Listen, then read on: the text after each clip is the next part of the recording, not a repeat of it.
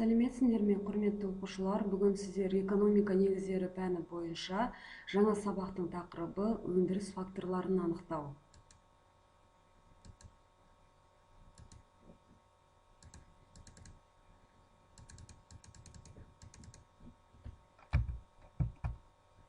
Экономикалық тауарларды өндіру үшін пайдаланылатын ресурстар өндіріс факторлары деп аталады. Экономистер бұл төрт факторды жер, еңбек, капитал және кәсіпкерлік қабілеті деп те атайды. Бұл факторлар экономикадағы кез келген салада өндірістің қажетті шарты болып табылады. Жер немесе табиғи ресурстар, өнеркәсіптік ғимараттар мен құрылыстар, мектептер, дүкендер, тағы басқа жерлер. Бұл топ өндірістік процесте қолданылатын барлық еркін мінезі жақсы кіреді. Ауыл шаруашылығы дақылдарының егістіктері өсірілетін егістік жер, орман, су, пайдалы қазбалар және тағы басқалар. Капитал өндірістегі техногендік құралдарды қамтиды. Капитал машиналар мен жабдықтар, өндірістік ғимараттар, құрылыстар, көлік құралдары, электр желілері, компьютерлер, шикізат және жартылай фабрикаттар. Капиталдың мөлшері тек сандық параметрлерге ғана емес, сонымен қатар қолданылатын машиналар мен жабдықтар мен техникалар технологиялық прогреске сәйкес келеді. Өндіріс құралдарының барлық түрлері нақты капиталды білдіреді. Еңбек – бұл адамдар экономикалық пайдалану процесінде қолданылатын физикалық және ақыл ой еңбектерінің үйлесімі.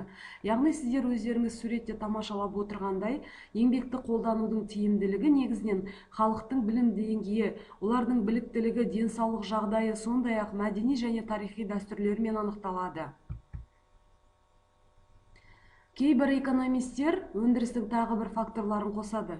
Кәсіпкерлік ресурс шында да шаруашылық қызметін құру үшін жер, ғимараттар, жабдықтар мен еңбек болған кезде де кәсіпкер процестерді ұйымдастырып, шешім қабылдауы керек. Экономиканың тиімділігі және мемлекеттегі шаруашылық қызмет көрсеткіші оның ресурстармен қамтамасыз етілуінен ғана емес, сондай-ақ экономикалық қызметті ұйымдастыруға қабілетті кәсіпкерлердің жеткілікті санына байланысты. Кішігірім кәсіпорындарда немесе ірі корпорацияларда қарастыруымызға болады. Олардың бар болуы ұйымдық адамдық факторсыз, яғни бір немесе бірнеше адамның кәсіпкерлік белсенділігінсіз мүмкін емес еді.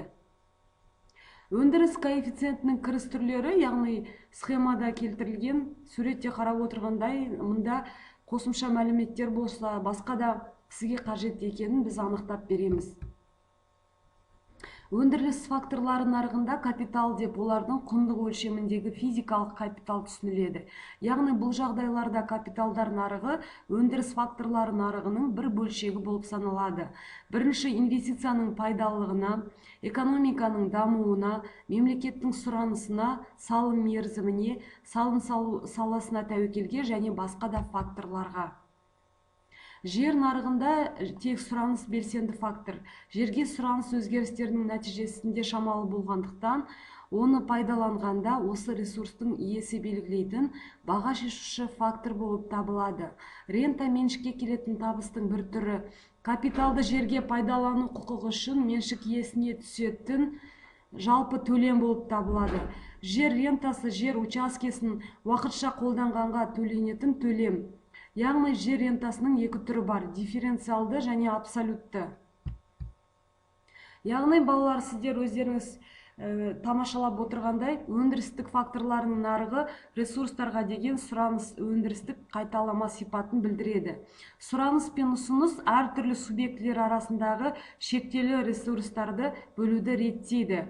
Дегенімен түпкі тұтыну үшін өнім неғұрлым қажет болса, осы ресурстарға деген сұраныстар да соғұрлым жоғары болады.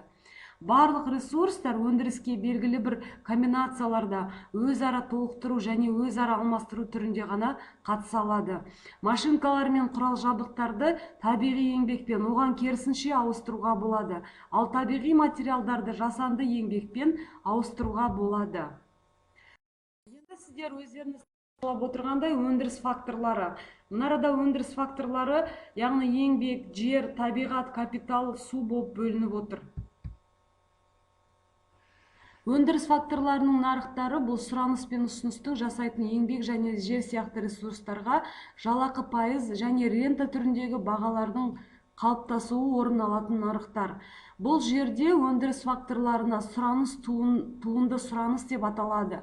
Яғни фирмалардың ресурсқа деген сұранысы олардың көмегімен өндірілетін дайын игіліктерге деген сұранысқа тәуелді болып табылады. Егер де дайын игіліктерге сұраныс өссе, онда оларды соғұрлым өндіруге жұмсалатын ресурстарға да сұраныс артады. Ал өндіріс факторларының ұсынысы бұл үй шаруашылықтарының белгілі бір уақытта өз мүмкіндіктерін, атап айтсақ еңбекті, капиталды және жерді бәсекенің әртүрлі жағдайларында белгілі бір бағамен сата алуға деген дайындықтары деп білеміз. Экономикалық ресурстар өзінің қызметін өндірістік үдеріс барысында іріленген түрінде негізгі өндіріс факторлары ретінде атқарады. Біз ол факторларды қарастырған болатынбыз. Өндіріс факторларына сұраныс олардың көмегімен өндірілген соңғы өнімге сұраныспен анықталынады. Сондықтан да ресурстарға сұранысты туынды сұраныс деп атайды. Егер тұтынушылар нарықтағы тауарға сұраныс білдірмесе, сол тауарларды өндіруге қажетті өндіріс факторларына да сұраныс болмайды. Өндіріс факторларының кез келген жиынтығы мен факторлардың осы жиынтығынан өндірілетін өнімнің максималды мүмкін көлемінің арасындағы қатынас өндірістік функция арқылы сипатталады. Тамашалап отырғандарыңыздай, мұнда өндіріс орны белгіленген. Таңдау экономикалық категория ретінде бұл өндіру, сату және сатып алу болып табылады. Бұл міндет кез келген қоғамда оның әлеуметтік саяси құрылысына қарамастан қарастырылуы тиіс. Нені өндіру керек, яғни қандай байлық, қандай сапада және қанша өндірілуі тиісті. Қалай өндіру керек, бұл қандай шектеулі ресурстардан және қандай комбинациялардан, билікті қандай технологияның көмегімен өндіру керектігі туралы шешім қабылдайды. Кімге және қанша өндіру керек? Бұл адам қажеттілігі шектеулі болған жағдайдағы кімге қанша өндірілетін материалдық игіліктерді бөлу проблемасы болып табылады.